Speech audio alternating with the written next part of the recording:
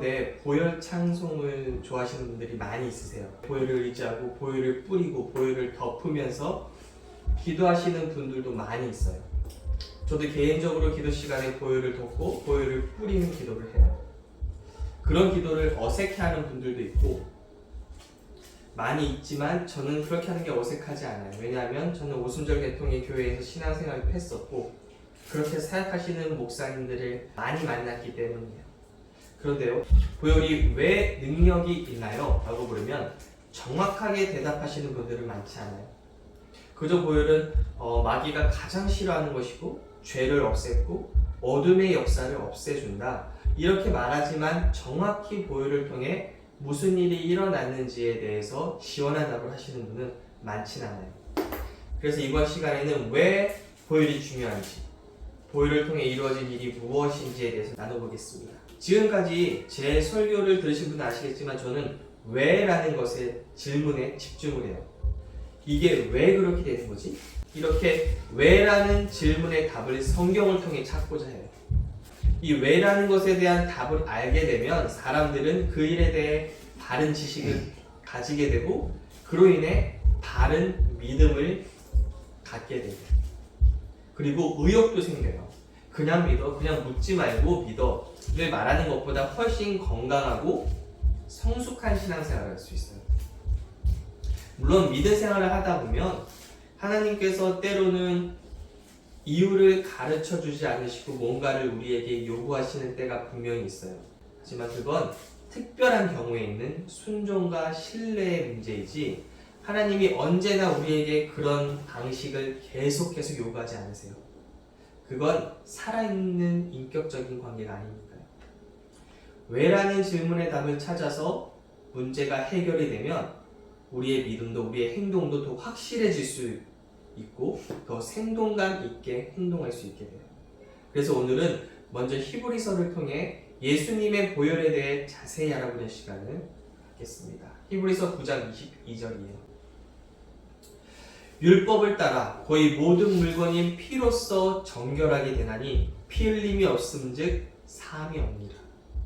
구약시대에 모든 물건이 피로써 정결하게 되었다고 말해요. 이 말은 모세를 통해 성막을 지었을 때 율법을 적은 두루마리에 피를 뿌렸고 성막 도구에도 피를 뿌렸다는 말이에요. 금촛대에도 뿌렸고 향로에도 뿌렸어요. 우리의 모든 예배가 하나님께 나아갈 때 피가 없으면 안 된다는 걸 의미해요. 히브리서 9장 23절이요. 그러므로 하늘에 있는 것들의 모형은 이러한 것들로서 정결하게 할 필요가 있었으나 하늘에 있는 그것들은 이런 것들보다 더 좋은 제물로 할지니라. 이 땅에 모세가 지은 것은 하나님이 모세에게 보여주셔서 그 모양대로 짓게 하신 거예요. 히브리서 8장 5절에 나오죠.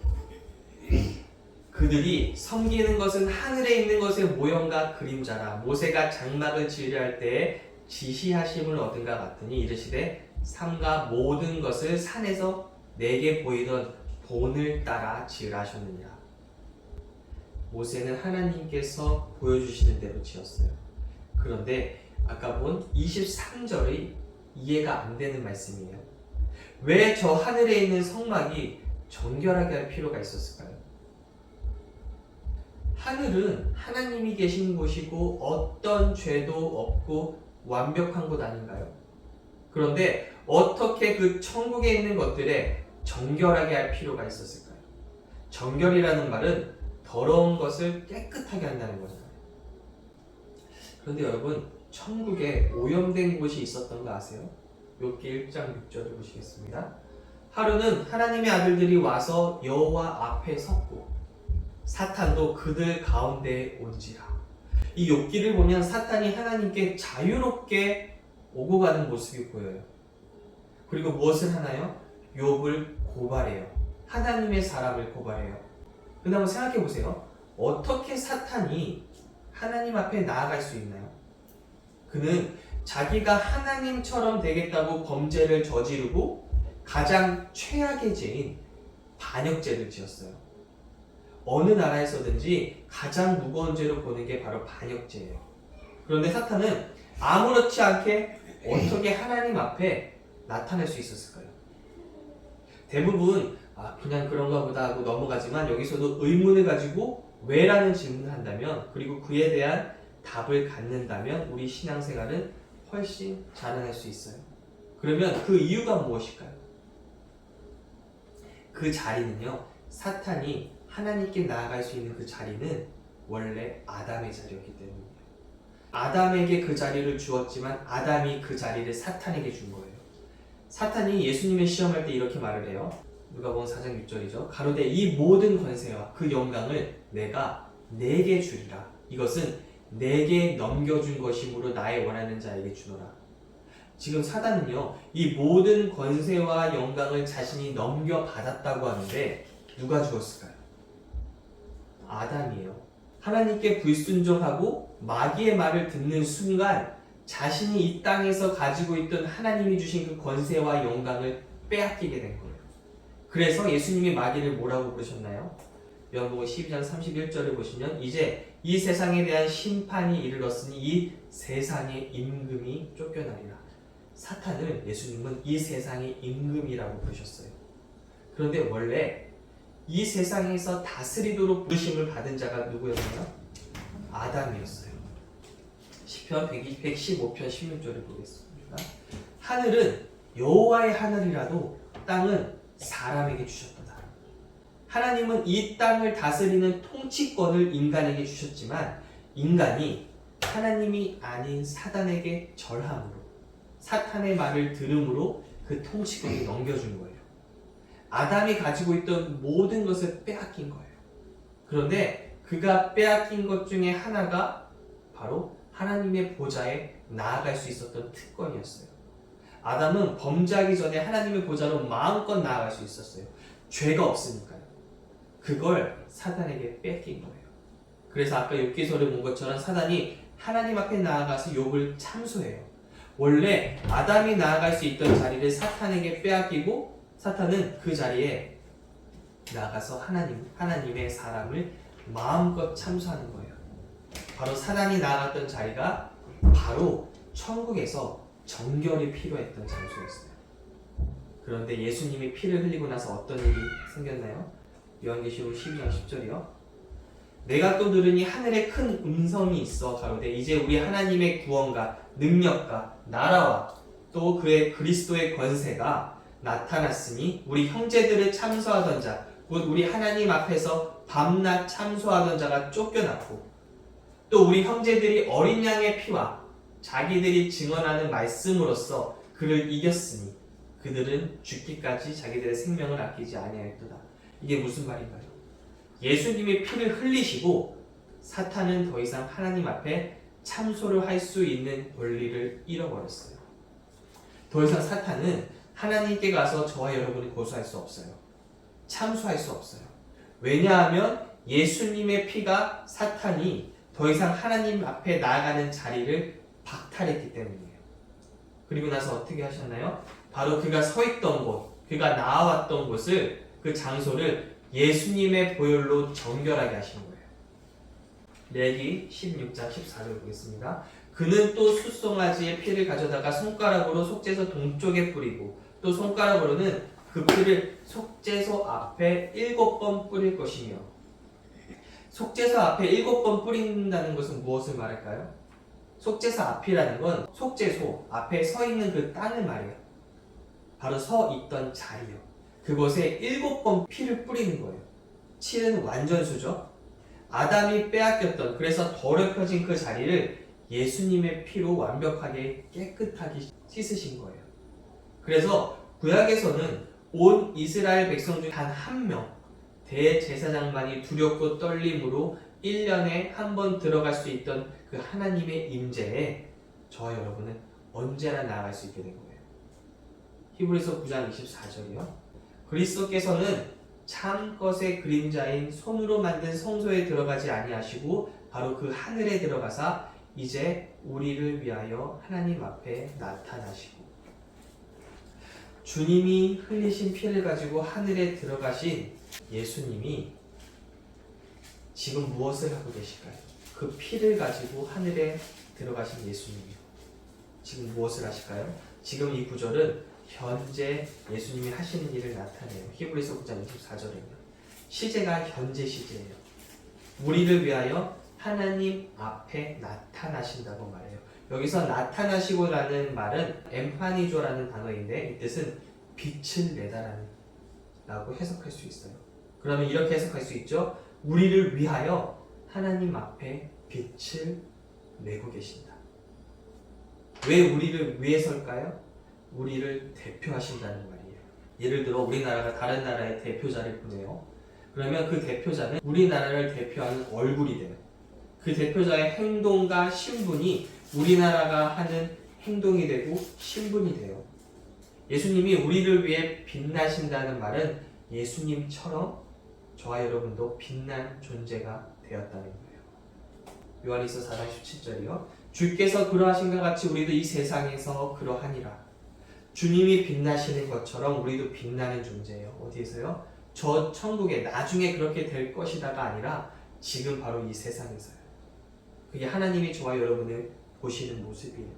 히브리서 9장 25절이요. 대제사장이 해마다 다른 것에 피로써 성소에 들어가는 것 같이 자주 자기를 드리려고 아니하실지니 그리하면 그가 세상을 창조한 때부터 자주 고난을 받았어야 할 것이로되 이제 자기를 단번에 제물로 드려 죄를 없이 하시려고 세상 끝에 나타나셨느니라. 구약의 대제사장은 해마다 동물의 피를 가지고 성소에 들어갔어요. 지성소에 들어갔어요. 왜요? 동물의 피는 죄를 없앨 수 없으니까요. 그래서 해마다 들어간 거예요.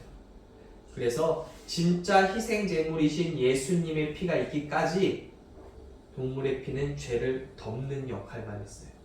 그러나 예수님은 단 한 번 들어가셨다고 해요. 왜요? 예수님의 보혈은 죄를 없앨 수 있으니까요. 그분의 피의 효력은 영원해요. 그리고 죄를 없이 하시려고 세상 끝에 나타나셨다는 건 예수님의 2000년 전 이 땅에 오신 사건을 의미해요. 세상 끝이라는 건 이 세상의 종말을 말하는 게 아니에요. 여기서 세상은 헬라어로 아이온이라는 단어인데 시대, 세대라는 뜻이 있어요. 성경을 시대별로 나누어 보면 아담의 시대가 있었죠. 죄가 없었던 시대예요. 그리고 나서 양심의 시대가 도래하고 그리고 나서 인간 정부의 시대가 도래해요. 그리고 나서 약속을 주신 시대, 그리고 나서 율법의 시대가 도래해요. 그리고 바로 그 율법의 시대의 끝에 예수님이 나타나신 거예요. 여기서 세상의 끝은 그걸 의미해요. 율법의 시대의 끝이요. 정말로 그러면 세상 끝이 앞으로의 미래가 아닌 게 확실할까요? 여기서 나타나셨다는 것은 시제로 보면 완료 형태예요. 그 말은 이미 과거에 나타나셨기 때문에 완료형의 시제를 사용한 거예요. 그렇기에 세상 끝을 앞으로의 미래로 보는 것은 맞지 않아요.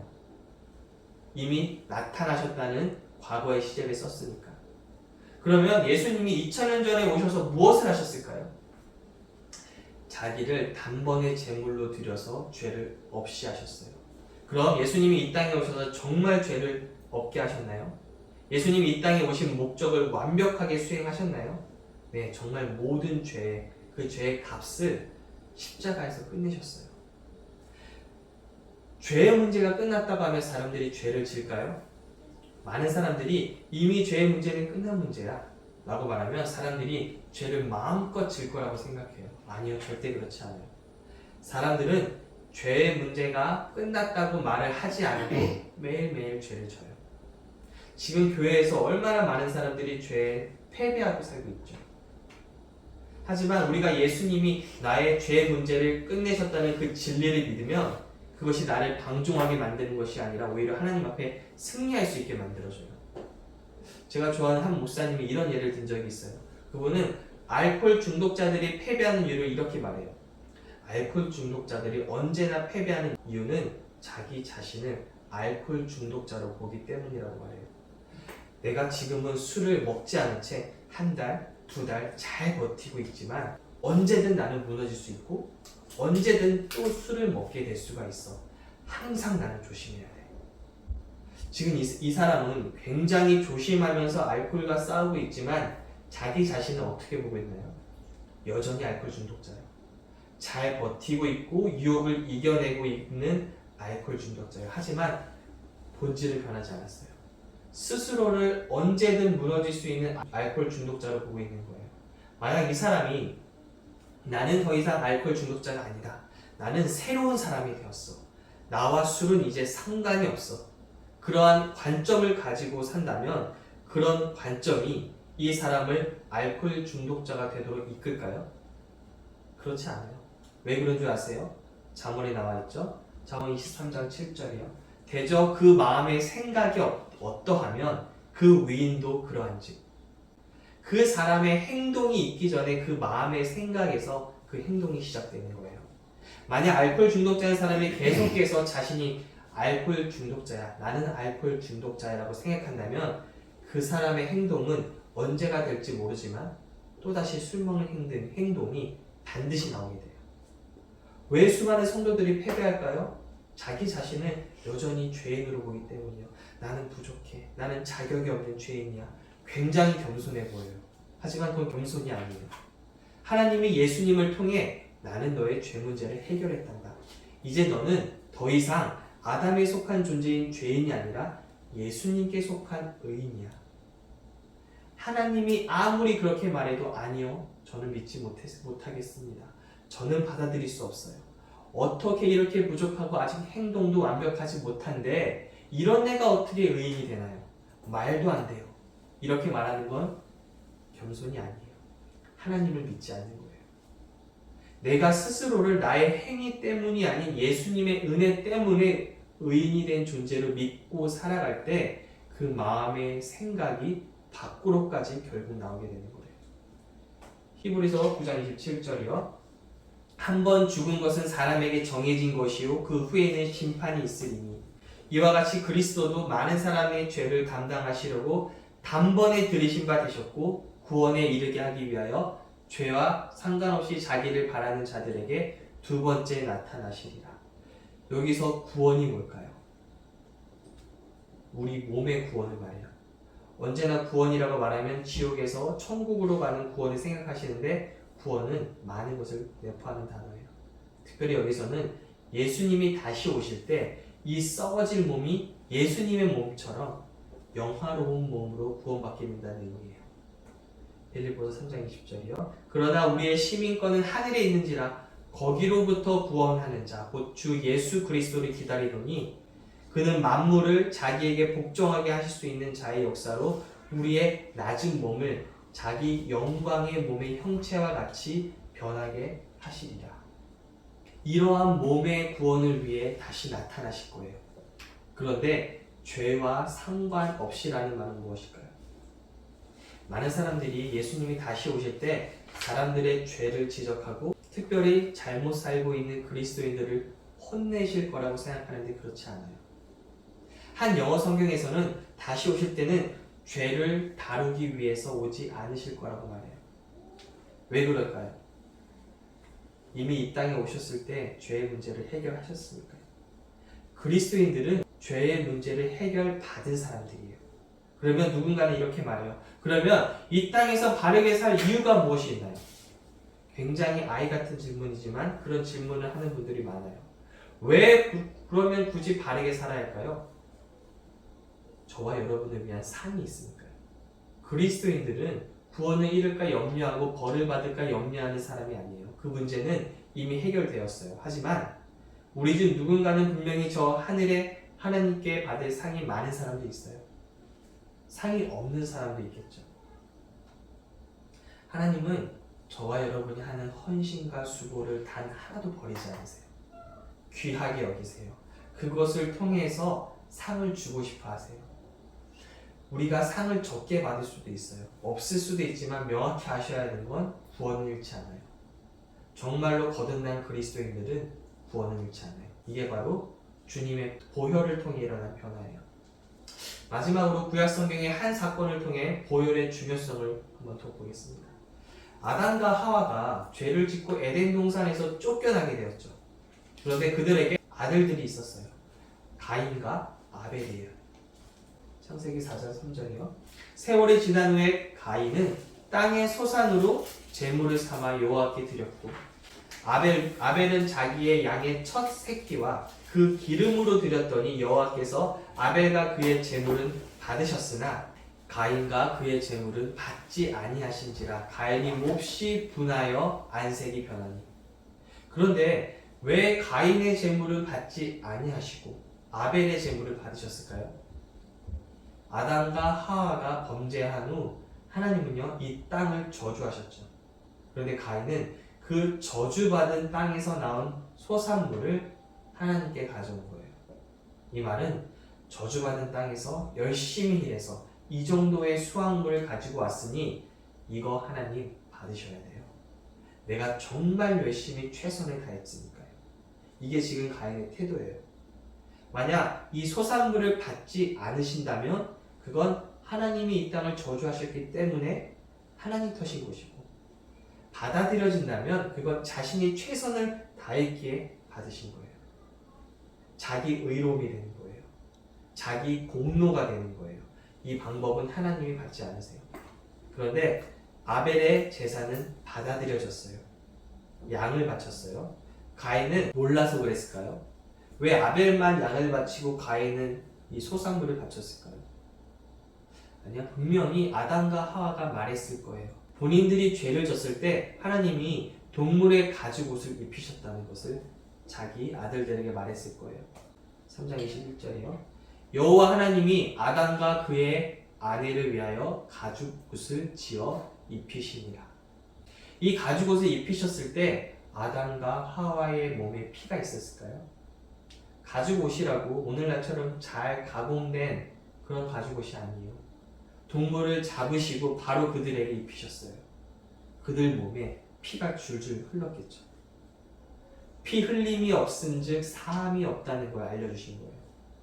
그래서 부모로서 아담과 하와는 가인과 아벨에게 가르쳤겠죠. 하나님께 나아갈 때는 반드시 피를 가지고 나가야 된다. 그냥 나가면 안 돼. 하나님은 거룩하시고 의로우시고 죄를 용납하지 않기 때문에 꼭 피를 가지고 나아가거라. 이렇게 가르쳤을 거예요. 하지만 가인은 그의 부모의 말을 다 무시하고 나는 내 방식대로 하나님께 갈 거야. 내 손으로 만든 이 소산물을 가지고 내 뜻대로 할 거야. 자기 방식대로 하나님께 나아간 거예요. 이게 바로 종교의 시작이에요. 이 세상에 수많은 종교들이 있어요. 각자가 정한 방식으로 절대자에게 나아가요. 신에게 나아가요. 각 종교마다 그 법이 있어서 그 법을 잘 지키면 자신의 종교가 믿고 있는 신에게 사랑을 받고 구원을 받을 수 있다고 말해요. 그런데 하나님은 오직 단 하나의 길을 주셨어요. 요한복음 14장 6절이죠. 예수께서 이르시되 내가 곧 길이요 진리요 생명이니 나로 말미암지 않고는 아버지께로 올 자가 없느니라. 오직 예수님밖에는 구원의 길이 없어요. 아벨은 양의 첫 새끼와 그 기름으로 드렸어요. 양을 잡았다는 건 피가 흘려졌다는 의미예요. 양은 예수님을 예표하죠.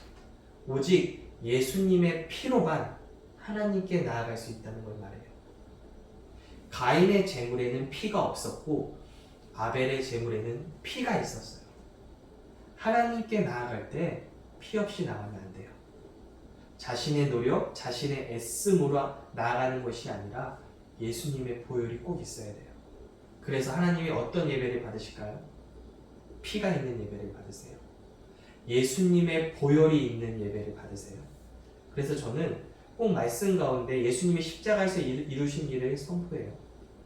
예수님의 보혈을 흘려주심으로 저와 여러분에게 주신 그 놀라운 은혜를 그걸 선포하려고 해요. 왜냐하면 예수님의 보혈을 흘려주심으로 이루어진 놀라운 은혜와 사랑을 선포하는 것이 바로 하나님께 나아가는 방법임을 알기 때문이에요. 다시 창세기 4장 5절이요. 가인과 그의 제물은 받지 아니하신지라 가인이 몹시 분하여 안색이 변하니. 자신의 제물이 받아들여지지 않자 가인이 몹시 화가 났어요. 그래서 하나님께서 말씀하세요. 여호와께서 가인에게 이르시되 네가 분하여함은 어찌 됨이며 안색이 변함은 어찌 됨이냐. 네가 선을 행하면 어찌 낯을 들지 못하겠느냐. 선을 행하지 아니하면 죄가 문에 엎드려 있으니라. 죄가 너를 원하나 너는 죄를 다스릴지니라. 여기서 선을 행하면이라는 이것이 문맥으로 보면 무엇일까요? 바로 재물을 바로 드리는 것을 말해요. 그렇죠? 자신의 노력으로 자신의 방법으로 하나님께 나아가는 게 아니라 하나님이 정하시는 방법으로 예배하는 것. 그래서 선을 행한다는 건 하나님께 나아가는 방식에 대한 말이에요. 여기서 선은 도덕적으로 바르게 사는 걸 말하는 게 아니에요. 그러면 선을 행하지 아니하면 이렇게 해석할 수 있죠. 재물을 바르게 드리지 않았다면 이 뜻이에요. 그러면 저기 죄가 문에 엎드려 있다. 지금 보시면 죄를 마치 의인화했어요. 어떤 생물체처럼 의인화했어요. 여기서 죄는 많은 사람들이 생각하는 그 죄일까요? 우리가 생각하는 그 죄? 아니에요. 이 죄는 하타트라는 히브리어로 죄라는 뜻도 있지만 속죄 제물이라는 뜻도 있어요. 그러면 여기서 무슨 뜻일까요? 바로 속죄 제물이었던 거예요. 하나님이 가인을 위해서 속죄 제물을 가져오신 거예요. 가인아, 네가 왜 이렇게 화가 나느냐? 네가 선을 행하면, 즉 바르게 제물을 바친다면 어찌 낯을 들지 못하겠니? 피를 흘려서 나한테 나와야 되는 거잖니. 여기 내가 속죄 제물을 가져왔으니 이것을 가지고 다시 나에게 나아오려. 그렇게 말씀하고 있으신 거예요. 그리고 죄가 속죄 제물이 너를 원한다고 말해요. 그렇죠? 무슨 뜻일까요? 속죄 제물인 양이 죽기를 원한다는 말이에요. 뭐가 생각나세요? 예수님이 이 땅에 억지로 오신 것이 아니라 저와 여러분을 위해서 자발적으로 오신 것을 예표하는 거예요. 요한복음 10장 17절을 보세요. 내가 내 목숨을 버리는 것은 그것을 내가 다시 얻기 위함이니 이로 말미암아 아버지께서 나를 사랑하시느니라. 이를 내게서 빼앗는 자가 있는 것이 아니라 내가 스스로 버리노라. 나는 버릴 권세도 있고 다시 얻을 권세도 있으니 이 계명은 내 아버지에게서 받았노라 하십니다. 예수님은 언제든 아버지께로 다시 돌아가실 수 있었지만 예수님이 원하셔서 십자가를 감당하신 거예요. 그 속죄 제물을 다스리라. 그것을 가지고 피의 제사를 드리라는 가인을 향한 하나님의 배려였던 거예요. 이런 해석을 처음 듣는 분들도 많으실 텐데 제가 좋아하는 영어 성경이 영스 바이블은 정확히 이렇게 해석했어요. 로버트 영이라는 이 학자가 쓴 성경인데 의역하지 않고 문자 그대로 성경을 기록하려고 애쓴 사람이에요. 제가 신학교에 다닐 때도 교수님이 추천해 주신 분이었어요. 그런데 이 로버트 영이 바로 여기에 죄를 속죄 제물로 바르게 해석해요. 영어 성경을 보기 좋아하시는 분은 구글에서 영스 바이블이라고 치면 볼 수 있어요. 다시 이야기로 돌아가서요. 창세기 4장 8절이요. 가인이 그의 아우 아벨에게 말하고 그들이 들에 있을 때에 가인이 그의 아우 아벨을 쳐 죽이니라. 가인이 하나님께 자신의 노력으로 자신의 의를 내세우면서 하나님께 나아갔어요.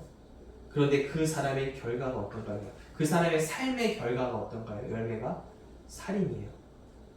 저는 이 모습을 보면서 느끼는 게 있어요. 저는 예전에 굉장히 율법적이고 하나님께 인정받기 위해서 굉장히 노력했어요. 애썼고 금식도 하고 거룩하게 살려고 발버둥 쳤어요. 그런데 제가 점점 어떻게 변한 줄 아세요? 굉장히 비판적이게 되었고요. 사람들을 사랑의 눈으로 보지 않고 정죄의 눈으로 봤어요. 판단하게 되고 내 기준에 제대로 살지 못하는 사람들을 비판했어요. 제게 사랑이 없었어요. 굉장히 날카로운 사람이었어요. 마치 여기 있는 가인처럼요. 우리가 신앙생활 하다 보면 주위에 그런 분들 있지 않으세요? 교회 생활을 굉장히 열심히 해요. 기도도 정말 많이 해요. 헌신도 정말 열심히 해요. 그런데 따뜻함이 느껴지잖아요. 그 사람 주위에 있으면 불편해져요. 왜 그럴까요? 자기 노력으로 하나님께 열심을 다하는데 하나님께 자기 노력으로 나아가면 하나님이 받으실까요? 받지 않으세요. 자신이 아무리 헌신을 하고 노력을 해도 그것에 대한 상이나 응답이 없는 것 같아서 하나님께 화가 나고 만족스럽지 않으니 주위에 그 화를 뿜어내는 거예요. 그리고 자신처럼 열심히 해서 신앙생활을 하지 않는 사람을 보면 잘못하고 있다고 여기가 비판하고 있는 거예요. 그래서 구원의 문제만, 지옥에서 천국에 가는 그 문제만 예수님이 필요한 게 아니에요. 우리의 모든 삶의 하나하나에 예수님이 필요해요. 어떤 문제에서도 나의 노력으로 하나님께 인정을 받아서 도움을 받으려는 게 아니라 예수님의 십자가를 붙잡고 보혈을 가지고 하나님께 나가셔야 돼요. 의롭게 되기 위해 나의 의로운 행동으로 하나님께 나아가는 것이 아니라 하나님, 예수님이 나의 의로움입니다. 예수님을 붙들고 나가셔야 돼요. 저주받은 이 세상에서 내가 열심히 헌신해서 하나님께 인정받으면 그때서야 하나님이 나를 도와주시는 게 아니라 하나님, 예수님이 어린 양이 저의 저주를 짊어지셨기 때문에 저는 더 이상 저주 아래 있지 않습니다. 예수님을 붙들고 나가셔야 돼요. 내가 축복받을 행동을 해서 하나님께 축복받는 것이 아니라 하나님, 예수님이 하신 일 때문에 제가 이 땅에서 복받은 사람이 되었습니다. 다 예수님 때문입니다. 언제나 하나님께 나아갈 때 이렇게 예수님을 앞세워서 보혈을 앞세워 나아가는 게 바르게 나아갑니다. 창세기 4장 9절이요. 여호와께서 가인에게 이르시되 내 아우 아벨이 어디 있느냐? 그가 이르되 내가 알지 못하나이다. 내가 내 아우를 지키는 자니까. 10절이요. 이르시되 네가 무엇을 하였느냐? 네 아우의 핏소리가 땅에서부터 내게 호소하느니라. 여기가 바로 성경에서요, 피라는 단어가 처음 언급된 부분이에요. 성경에서 처음 어떤 주제가, 어떤 단어가 나올 때는 거기에 하나님께서 우리에게 주시는 중요한 메시지가 있어요. 여기서는 어떤 메시지가 있을까요? 그건 피에는 소리가 있다는 거예요. 음성이 있다는 거예요. 피에 소리가 있어요. 그래서 히브리서를 보시면 이런 표현이 나와요. 히브리서 12장 24절을 보시면 새 언약의 중보자이신 예수와 및 아벨의 피보다 더 나은 것을 말하는 뿌린 피니라. 지금 예수님과 아벨의 피보다 더 나은 것을 말하는 피, 즉 예수님의 피를 따로 분리했어요. 피에는 중요한 의미가 있고 따로 설명이 필요하기 때문에 예수님과 같이 쓴 게 아니고 나누어서 쓴 거예요. 그런데 여기서 아벨의 피보다 더 나은 것을 말하는 피라고 말하죠. 여기서도 피에는 소리가 있다는 걸 말하고 있어요. 예수님의 피가 아벨의 피보다 더 나은 것을 말한다는 거예요. 그러면 아벨의 피는 무엇을 말했을까요? 복수해 주세요. 심판해 주세요. 제가 가인에게 무참히 살해되었으니 복수를 원합니다. 이것을 말한 거예요. 하나님께. 이 피가 호소를 한 거예요. 그러면 예수님의 피는 무엇을 말할까요? 용서해 주세요. 회복시켜 주세요. 자비를 베풀어 주세요. 은혜를 주세요. 치유해 주세요. 축복해 주세요. 화목해 해주세요. 평강을 주세요. 하나님께 이런 것들을 말하는 거예요. 왜냐하면 예수님이 십자가에서 그 놀라운 것을 이루셨고 피를 통해 그것을 이루셨으니까요. 진짜일까요? 네, 성경에 기록되어 있으니까요. 저는 정말로 예수님의 보혈이 뿌려질 때 보혈이 이 놀라운 은혜를 말한다고 믿어요. 참고로 교회를 다니다 보면 우리나라는 순교자의 피가 뿌려진 나라입니다. 우리나라에 선교사님들이 오셔서 피를 흘린 나라입니다. 이런 표현 다 들어보셨을 거예요. 그러면 오늘 배운 것을 적용한다면 그분들의 피는 무엇을 말할까요? 하나님, 이 땅을 구원해 주세요. 하나님, 이 나라의 백성들을 주님께로 인도해 주소서. 그들의 피가 하나님께 호소하는 거예요. 순교자, 선교사님의 피는 그걸 외치는 거예요. 말씀 마치겠습니다. 보혈은 기독교에 있어서, 피는 기독교에 있어서 없어서는 안 되는 거예요. 오늘날 제가 안타까운 게 교회가 너무 도덕적인 메시지에 치우쳐져 있다는 거예요. 물론 왜 그런지도 잘 알고 있어요. 많은 교회의 성도님들이 세상에서 빛과 소금의 역할을 잘 감당하지 못하기 때문에 똑바로 살아야 된다고 말하는 거예요. 하지만 교회가 보혈을 말하지 않는다면, 예수님의 십자가를 말하지 않는다면, 예수님이 성도들을 위해 베푸신 은혜를 말하지 않는다면 그 교회는 존재할 이유가 없어요. 보혈을 통해 하늘의 성소가 정결하게 되어 마귀가 쫓겨났어요. 보혈을 통해 저와 여러분의 죄가 깨끗하게 씻어졌어요. 하나님은 그 보혈을 귀하게 여기고 보혈을 통해 하나님께 나아가는 걸 정말 기뻐하세요. 이번 한 주간 여러분이 하시는 일에, 여러분의 가족에, 여러분의 계획에 주의 보혈을 덮으세요. 구약에서는 우슬초를 가지고 피를 뿌렸다면 오늘날은 우리의 입술로 주의 보혈을 뿌리는 거예요. 하나님은 우리가 그분의 보혈을 믿고 그분의 보혈을 의지할 때 기뻐하세요. 우리가 보혈을 덮을 때 그 보혈이 이렇게 말할 거예요. 회복시켜 주세요. 치유해 주세요. 축복해 주세요. 이렇게 하나님께 소리칠 거예요. 마귀에게는 뭐라고 할까요? 이곳은 깨끗하게 되었으니 너가 있을 곳이 아니라. 이곳은 거룩한 장소이다. 이 몸은 하나님의 거룩한 성전이다. 이렇게 외칠 거예요. 이렇게 보혈은 영적인 세계에서 놀라운 것들을 외치고 말하고 있는 거예요. 이번 한 주 그 보혈을 우리의 삶의 구석구석 뿌리면서 보혈을 의지해서 승리하시는 저 여러분이 되시기를 기도하겠습니다. 아멘.